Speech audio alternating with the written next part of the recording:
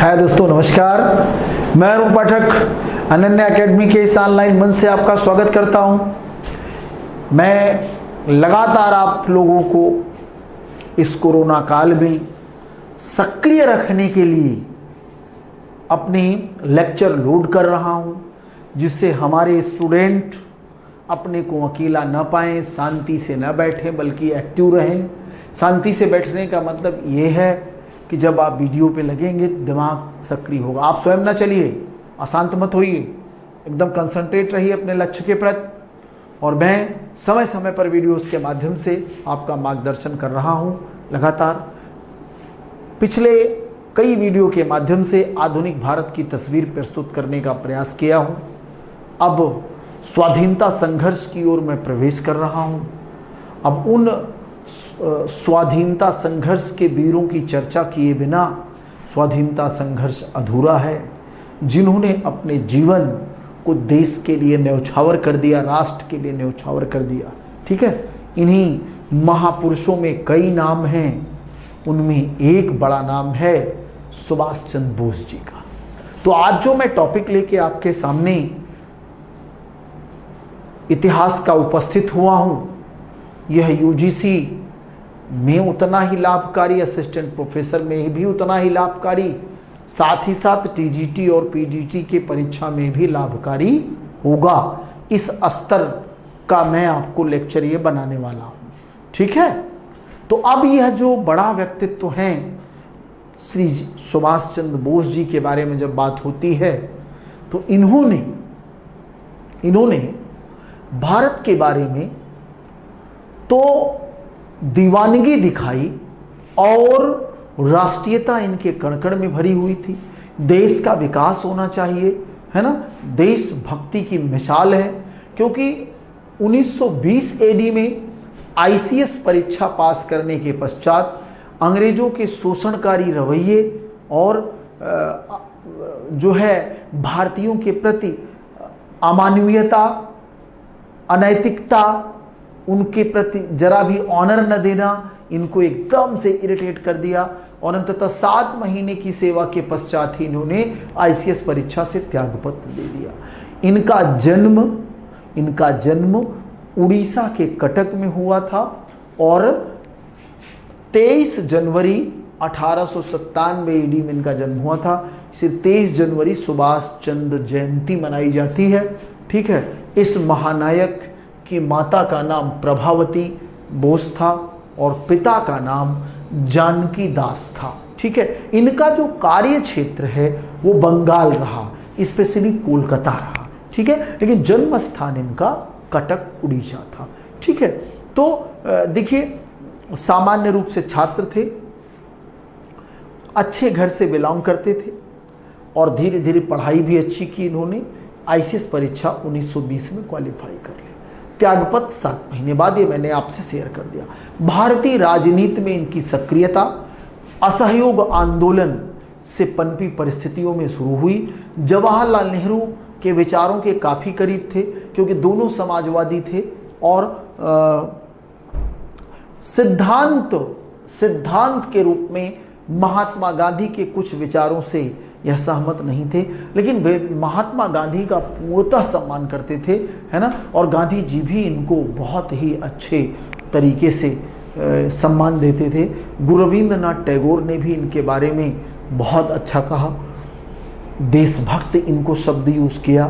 तो ये बातें हैं इनके लिए कि महापुरुषों ने इनके बारे में महानतम शब्दों का प्रयोग किया। क्यों किया, क्या इन्होंने कार्य किया, तो अब मैं आपको बताने चल रहा हूं। देखिए, जो इनके कार्य का नाम है वह सबसे महत्वपूर्ण, ये जो जाने जाते हैं, इनका सविनय अवज्ञा आंदोलन में भूमिका बेहतर थी। इसके अलावा कांग्रेस की कमेटियों के कई चेयरमैन रहे। जैसे मैं आपको बताऊं, चाहे ये जो सविनय अवज्ञा आंदोलन की पृष्ठभूमि है, ऑल इंडिया लेवल पर चलाने के लिए इन्होंने ही दबाव देना शुरू किया। पूर्ण स्वराज की मांग इन्होंने ही रखवाने का प्रयास किया। पूर्ण स्वराज कई बार रखा गया, पारित भले ही लाहौर अधिवेशन में हुआ, 1929 के लाहौर अधिवेशन में। लेकिन पूर्ण स्वराज का प्रस्ताव सुभाष चंद्र बोस वगैरह लगातार रख रहे थे।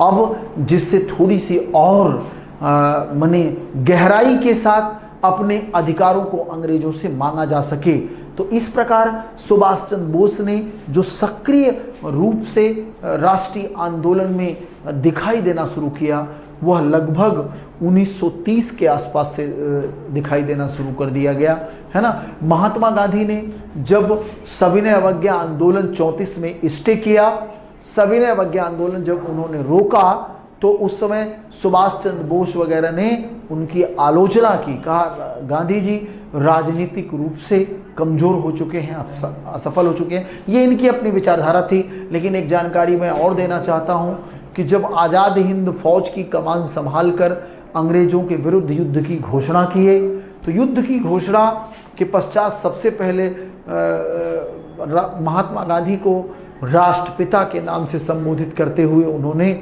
उन्हीं का आशीर्वाद लेने की बात कही। तो मैं आपको ये दर्शाना चाहता हूँ कि माननीय सुभाष चंद्र बोस जी की बात जहाँ तक है, यह राष्ट्रभक्तों में भी राष्ट्रभक्त है, राष्ट्रभक्तों में भी बड़ा राष्ट्रभक्त, इसमें कोई भी दो राय नहीं है, है ना। इन्होंने अपना राजनीतिक गुरु CR दास को बनाया था, ठीक है। इनके राजनीतिक गुरु कौन थे, अब यहाँ भी मैं थोड़ा सा आपको शेयर करूंगा। राजनीतिक गुरु CR दास, चित्तरंजन दास।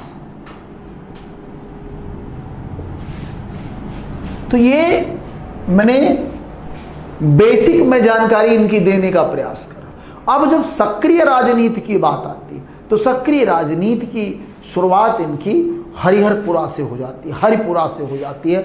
गुजरात के हरिपुरा में सबसे पहली बार कांग्रेस के अध्यक्ष बने, है ना। सर्वप्रथम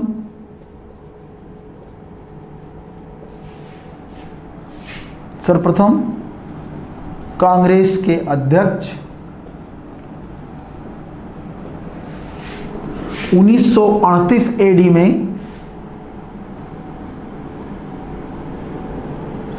38 AD में हरिपुरा गुजरात, हरिपुरा में बने थे।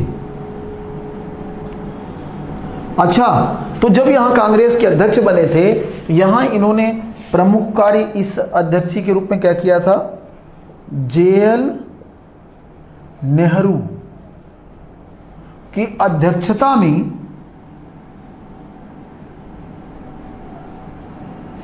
योजना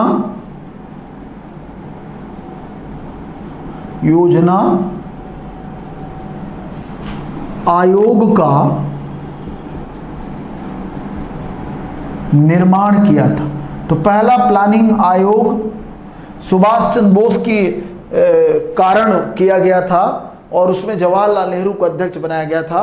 तो ये हरिपुरा कांग्रेस जो गांव में आयोजित हुई थी, है ना, उसमें सुभाष चंद्र बोस पहली बार अध्यक्ष बने थे और वहां उन्होंने बड़े बड़े डिसीजन लिए, बोल्ड डिसीजन लिए, जिनमें एक डिसीजन ये भी था।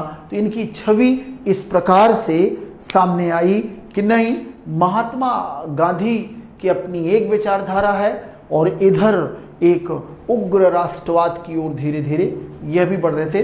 तो समाजवादी विचारों से बहुत ही प्रभावित थे। तो ये मैं बेसिक जानकारी आपको दिया। अब इसके पश्चात इनके जीवन का जो टर्निंग पॉइंट शुरू होता है, वो अगला अधिवेशन 1939 का कांग्रेस का त्रिपुरी अधिवेशन इनके जीवन का टर्निंग पॉइंट शुरू होता है। तो अब आइए मैं कांग्रेस के त्रिपुरी अधिवेशन को आपसे शेयर करने चल रहा हूं, जो सुभाष चंद्र बोस के जीवन में महत्वपूर्ण भूमिका निभाता। ठीक है, लगता शुरू में लगा सब कुछ उजड़ गया, लेकिन बाद में इन्हें जिस रूप में आज हम आप जानते हैं, यहीं से शुरुआत होती है। तो जीवन में एक बार ये लगता है जब हम ब्रेक करते, जैसे आजकल आप लोग कोरोना काल में ब्रेक हैं, तो ऐसा लग रहा होगा सब कुछ जिंदगी समाप्त हो गई, लेकिन ये इतिहास हमें बताता है कि यह एक महज ब्रेक है और इसमें जिसने धैर्य बनाए रखा, अगली कड़ी उसका इंतजार कर रही है।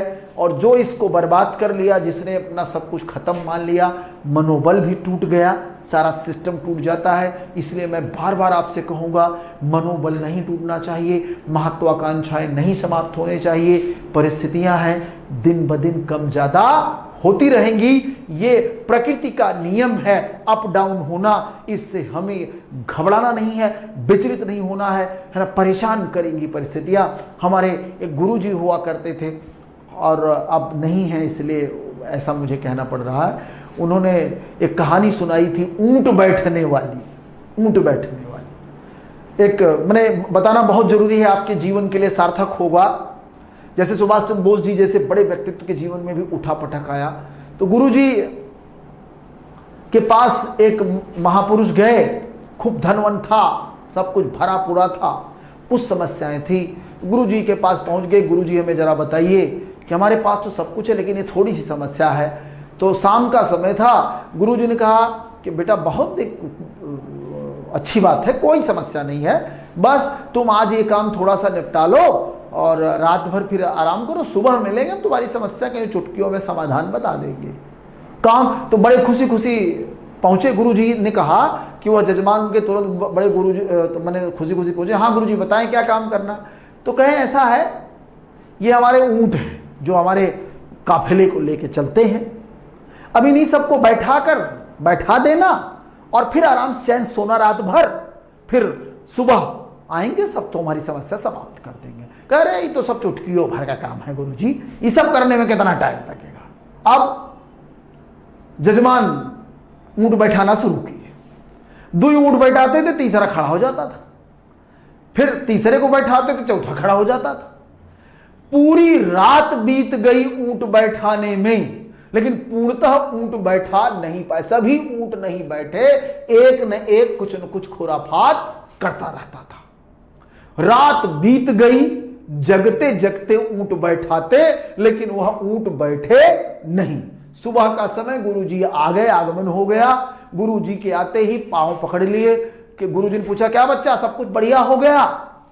सोए सैन से कहा, अरे गुरुजी कुछ नहीं, क्षमा करें, मैं भूल कर बैठा, मैं पूरी रात ऊंटों को बैठाता रहा, लेकिन एक ने एक ऊंट कुछ न कुछ समस्या खड़ी कर दे रहा था। तो कहें बच्चा यही तो जिंदगी है, एक सही करोगे दूसरी समस्या खड़ी हो जाएगी, तो तैयार रहो, मनोबल टूटना नहीं चाहिए, ये संघर्ष तो चलते रहेंगे, है ना। तो इसलिए घबराइए नहीं। और हमारी यह अनन्या एकेडमी इसी मार्ग पर चल रही है कि बच्चों को थोड़ा थोड़ा वीडियोस के माध्यम से सक्रिय रखा जाए, और जैसे ही ऑफलाइन खुलेगा तुरंत सबको एक साथ एकता के सूत्र में जोड़कर तेजी से काम किया जाएगा। तो ये कहानियां महापुरुषों की हमें मोटिवेट करती हैं, कमजोर नहीं होने देती हैं, और यह जीता जागता एग्जाम्पल बड़े बड़े महापुरुषों का है। समस्याएं जीवन में आई, लगा सब समाप्त हो जाएगा, लेकिन पुनः एकदम क्लाइमेक्स पर पहुंचकर जीवन जिया है। यही हमारे आपके साथ भी होगा। तो आइए बताता हूं इनकी जिंदगी के कुछ महत्वपूर्ण पहलू। तो देखिए ये जिंदगी है,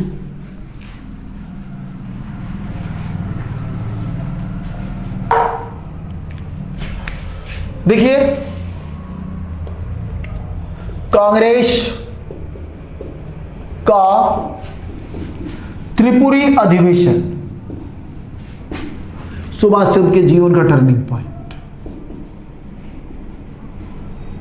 अधिवेशन 1939। ये त्रिपुरी का स्थान बहुत बार पूछता है, जबलपुर एमपी।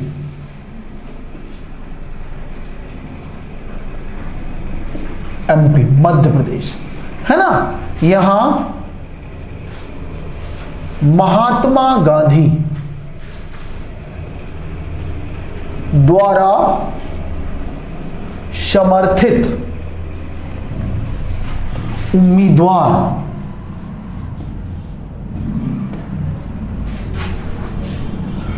पट्टाभी सीतारमैया, पट्टाभी सीतारमैया को परास्त कर सुभाष चंद्र बोस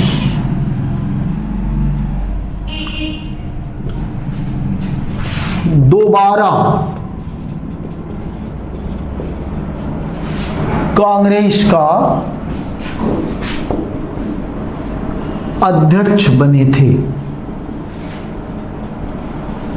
ठीक है, तो ये मनमुटाव उत्पन्न कर दिया क्योंकि गांधी जी नहीं चाहते थे कि पट्टाभ सीतारमैया हारे, क्योंकि और सुभाष चंद्र बोस को दोबारा अध्यक्ष नहीं बनाना चाहते थे कि कुछ समय के पश्चात फिर से अध्यक्षी का पद आप ग्रहण करें। लेकिन सुभाष चंद्र बोस को लग रहा था कि नहीं, हमें अध्यक्षी के पद पर लड़ना है। वह अपने माने विचारों के उफान पर थे।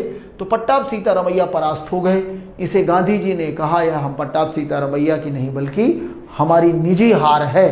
तो अब गांधी जी का कद इतना ऊंचा हो चुका था कि इन विचारों के कारण कांग्रेस कार्य समिति के 14 कार्यकारिणी के जो सदस्य थे, कार्यकारिणी में 14 मेंबर थे, जिसमें से 12 ने इस्तीफा दे दिया। अब 12 मेंबर जब कार्यकारिणी के इस्तीफा दे देंगे तो फिर कार्य करना मुश्किल हो जाता है। तो सुभाष चंद्र बोस ने उसी कारण से इस्तीफा दे दिया। तो अब आइए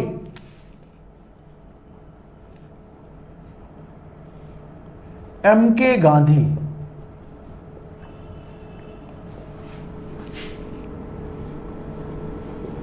के विरोध के पश्चात कार्यकारिणी के 14 सदस्यों में से 12 ने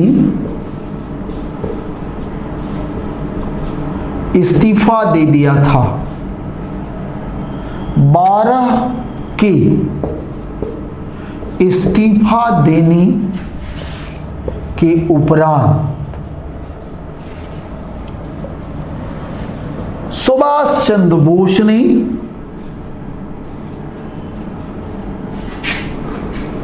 ने अध्यक्ष के पद से इस्तीफा देकर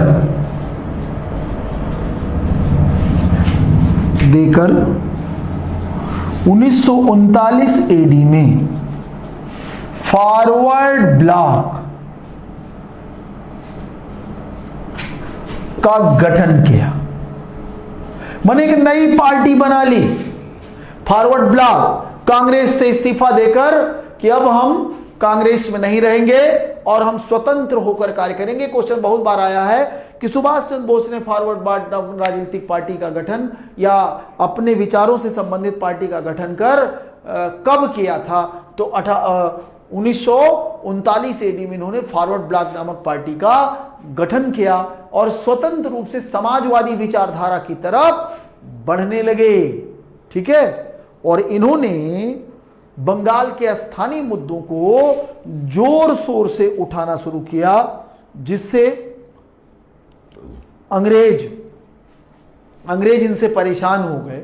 इनके संघर्ष क्षमता के कारण गुरु रविंद्रनाथ टैगोर ने इन्हें देश नायक की उपाधि दी थी। ये भी थोड़ा आप लोग दिमाग में रखिए, सुभाष चंद्र बोस को देश नायक किसने कहा था? तो ये थोड़ा तैयार रहेगा तो बढ़िया रहेगा। देश नायक, देश नायक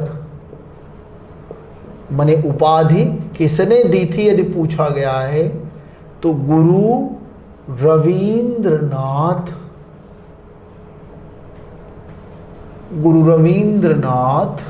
टैगोर। गुरु रविंद्रनाथ टैगोर ने देश नायक की उपाधि इनको दी थी। तो यह अपने आप में बहुत बड़ा जो है इनका सम्मान है।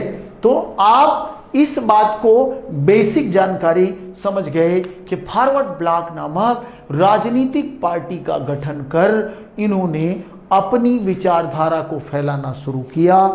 तो इन्होंने बंगाल के स्थानीय मुद्दों को उठाना शुरू किया, जिससे धीरे धीरे वहां आंदोलन उग्र होने लगा स्थानीय लेवल पर, और कांग्रेस से इस्तीफा देने के कारण राजनीतिक रूप से थोड़ा सा यह कमजोर हो गए थे, और जिसका लाभ अंग्रेज उठाते हुए इन पर शिकंजा कस लिया और इनके कोलकाता के घर में नजरबंद कर दिया।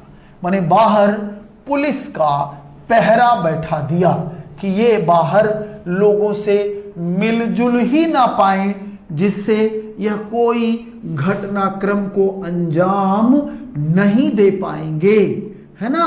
तो ये वो चीज थी जहां ऐसा लग रहा था कि अब सुभाष चंद्र बोस का राजनीतिक कैरियर खत्म हो गया। यहीं से इनकी जो है अंतिम पटकथा शुरू हो गई। लेकिन आपको जानकारी के लिए बताना चाहता हूं कि चुनौतियों में थे तो निखरना नायकों का काम होता है।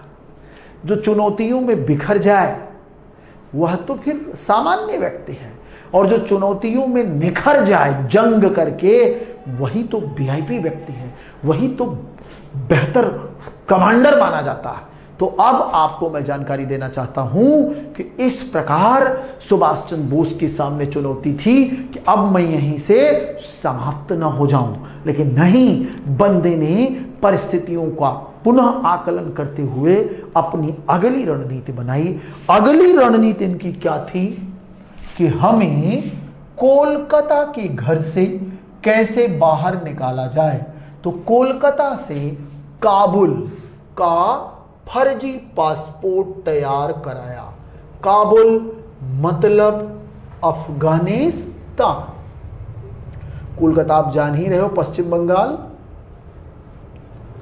अफगानिस्तान, यहां का एक फर्जी पासपोर्ट तैयार कराया। किस नाम से? जियाउद्दीन पठान के नाम से, जियाउद्दीन अहमद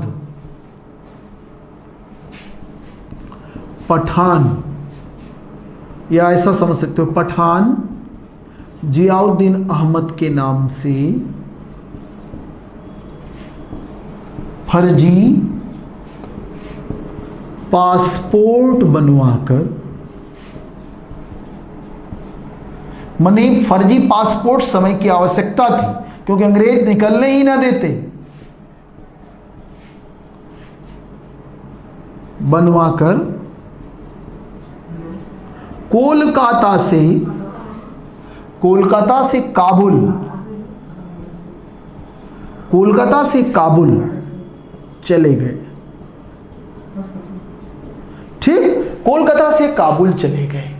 तो ये यात्रा, ये क्वेश्चन बहुत बार पूछा हुआ है कि किस नाम से कोलकाता से काबुल पहुंचे, अपने दोस्तों के माध्यम से। तो जियाउद्दीन अहमद के नाम से काबुल पहुंचे। अब मामला काबुल में भी गंभीर था, वहां पर भी ज्यादा रुकना नहीं था, नहीं तो हो सकता है कि अंग्रेज वहां पर भी पहुंचकर इनकी स्थिति खराब कर देते। इन्हें किसी न किसी तरीके अपने सहयोग, क्योंकि सिंध तक अंग्रेज थे, वहां रोक लेते, पंजाब में भी अंग्रेज थे, कहीं न कहीं इनके लिए खतरा पैदा कर देते। फिर वहां से पुनः इन्होंने जाली पासपोर्ट बनवाया। अब Kabul to Moscow, Kabul to Moscow माने रूस, मास्को का पासपोर्ट बनवाया, रूस। यह पासपोर्ट किस नाम से था? यह पासपोर्ट पुर्तगाली व्यक्ति आर्नाल्ड मसोट्टा, आर्नाल्ड मसोट्टा के नाम से बनवा कर गए थे। ठीक है, तो मास्को पहुंच गए। मास्को के पश्चात वहां पर अपने रिप्रेजेंटेशन देकर अपने संगठन के मंत्रियों को बनाकर वहां के पश्चात सुभाष चंद्र बोस जी पहुंच गए बर्लिन। बर्लिन हिटलर से मिलने। बर्लिन मैपिंग क्लियर नहीं हो पा रही जगह के अभाव में, है ना, लेकिन आप समझने का प्रयास करिए। रूट इनका बर्लिन मींस जर्मनी। जर्मनी पहुंच गए, माने काबुल से मास्को, मास्को टू जर्मनी, इधर पड़ता है जर्मनी, लेकिन मैपिंग की जगह के अभाव में मैं आपको यहां नीचे एरो बनाकर दिखा रहा हूं। बर्लिन पहुंच गए। बर्लिन में वहां इनके काफी सहयोगी थे। वहां पर इन्होंने अपने संगठन के लोगों से मुलाकात कर वहां अपना पूरा माने विचारधारा का आधार दिया। विचारधारा को वहां स्थापित करने के पश्चात इनकी मुलाकात हिटलर से हुई। हिटलर जो उस समय द्वितीय विश्व युद्ध लड़ रहा था और वह ब्रिटेन के विरुद्ध शक्तिशाली नेताओं का एक संगठन तैयार कर रहा था, क्योंकि सुभाष चंद्र बोस भारत में अंग्रेजों के विरुद्ध एक बड़ा चेहरा थे, इसीलिए जर्मनी उन्हें सपोर्ट करना चाहता था और सपोर्ट ही नहीं मजबूत बनाकर अंग्रेजों से लड़ाना चाहता था हिटलर। इसी क्रम में सुभाष चंद्र बोस का उचित सम्मान किया गया। यहीं बर्लिन में हिटलर ने, माने जर्मन तानाशाह, हिटलर ने नेताजी कहकर संबोधित किया।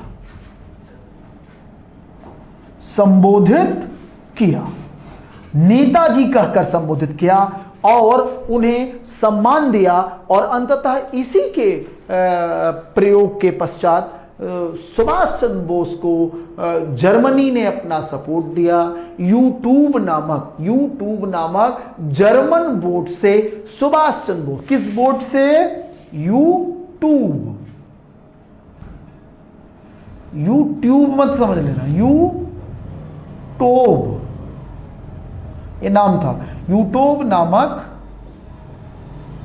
जर्मन जहाज, माने पानी वाला जहाज, पनडुब्बी जहाज से इन्हें जापान पहुंचा दिया गया। जापान पहुंचाया गया क्योंकि जर्मनी और जापान का गठबंधन था और पूरब की तरफ माने पूर्वी एशिया में जापान एक बड़ी ताकत बन के उभरा था अमेरिका के विरुद्ध और ब्रिटेन के विरुद्ध। वहां पर एक बड़ा उसने सैन्य बेस तैयार कर लिया, पूरे दक्षिण पूर्व एशिया तक उसका अधिकार हो गया था। तो जापान मजबूत ताकत था, इसीलिए जर्मनी चाहता था कि वहां सुभाष चंद्र को पहुंचाकर एक बड़ी सेना तैयार की जाए और अंग्रेजों के विरुद्ध एक बड़ा अभियान किया जाए। अंग्रेजों की सबसे बड़ी ताकत भारतीय उपनिवेश है। यदि सुभाष चंद्र बोस मिल गए, उनका व्यक्तित्व इतना अच्छा है कि भारत के लोग भी उनका सपोर्ट करेंगे, तो फिर सुभाष चंद्र बोस और जापान मिलकर भारत से अंग्रेजों को भगा देंगे। जो उसकी इकोनॉमिकल पावर है अंग्रेजों की टूट जाएगी और वह यूरोप में कमजोर पड़ जाएगा।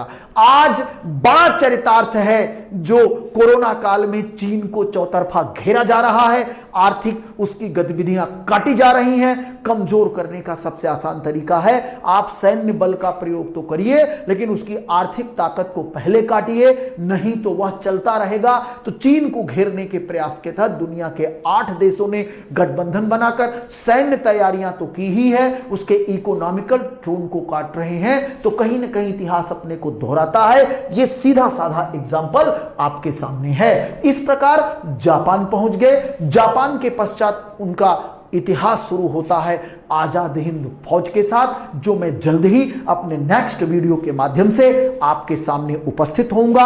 आपको हमारा वीडियो अच्छा लगे तो निश्चित शेयर करिए, लाइक करिए और लोगों तक पहुंचाइए। हमारी संस्था का नाम पहुंचाइए, हमें पहुंचाए, जिससे मुझे खुशी मिलेगी, मजबूती मिलेगी। बहुत बहुत धन्यवाद।